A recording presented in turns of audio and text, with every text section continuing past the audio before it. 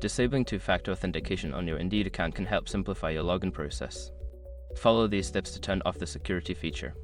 Step 1. Log into your Indeed account. Visit the Indeed website and enter your login credentials to access your account. Step 2. Access account settings.